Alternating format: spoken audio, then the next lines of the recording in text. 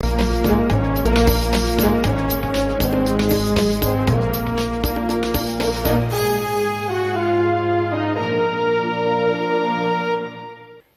discussion in Nigeria in recent times has been very exciting, especially since the federal government of Nigeria announced the Economic Recovery and Growth Plan, which is a medium-term document to cover 2017 to 2020.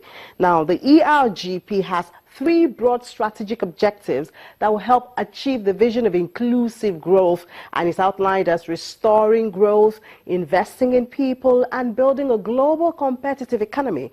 The plan has so far received accolades from economists, but even this comes with a level of skepticism. Nigeria has had exciting and promising plans before, and the result has been less than what was desired. What makes the ERGP different, especially as the country continues to struggle to get out of recession? That's what we're discussing on this episode of Big Story. I'm Amy Thompson.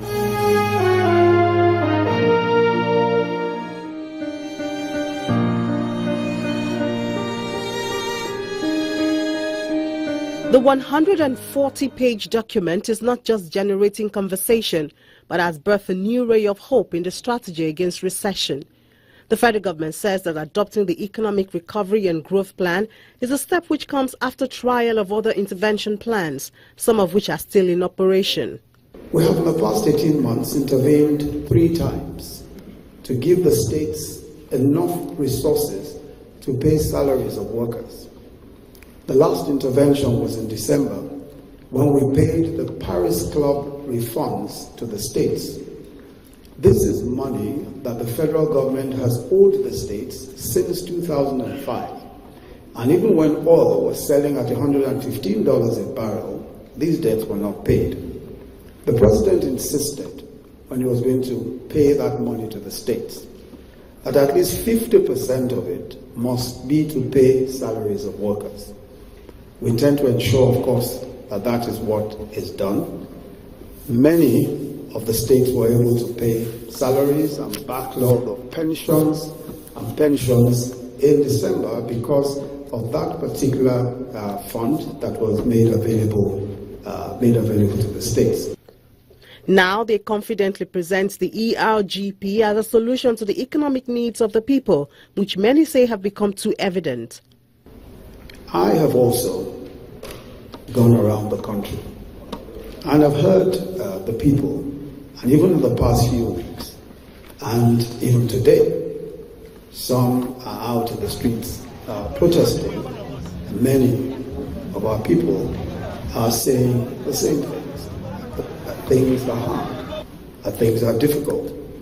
But I'd like to say to every Nigerian that we hear you loud and clear.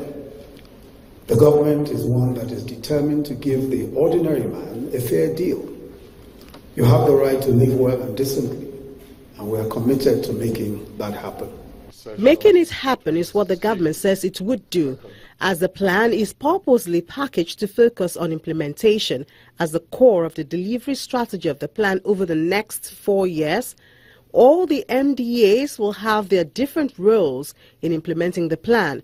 A delivery unit is being established in the presidency to drive the implementation of key ERGP priorities.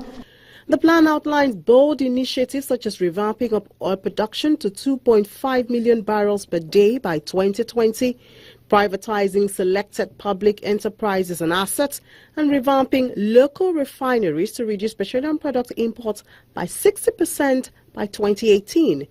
The ERGP builds on existing sectorial strategies and plans such as the National Industrial Revolution Plan and the Nigeria Integrated Infrastructure Master Plan.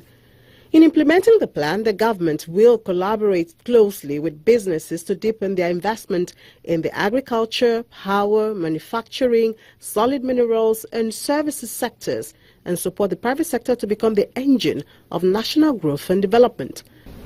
Fundamental to our approach to economic management is the involvement of the private sector. And we've had a series of consultations with the private sector, the organized private sector, and even disaggregated man and several other small groups within the organized private sector.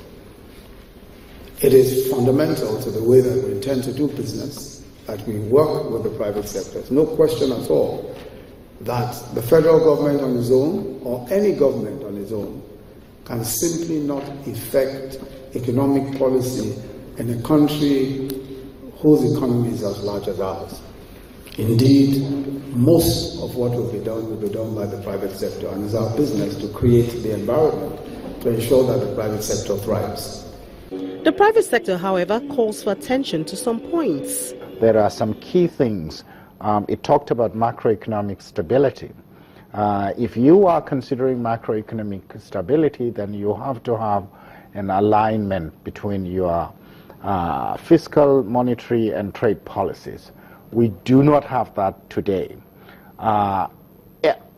Obviously, some of us have been calling for it. Personally speaking, I've been calling for flotation of the currency. And these are some of the things that need to be done urgently so that foreign investments need to flow in, or rather, flow can happen both ways. Even exports, where people's export proceeds do not disappear, they would rather be happily be repatriated back into the economy. So all of those are things that are silently addressed in the document, or maybe because I haven't gone farther into the document itself. Beyond the private sector, the government reaches out to all Nigerians. Unity of labor, social justice, religious tolerance, self-reliance, and patriotism. It requires all citizens and stakeholders to adhere to these principles in the bid to reposition and grow the economy in a sustainable manner. Also of importance is that the ERGP is built on the Strategic Implementation Plan, SIP.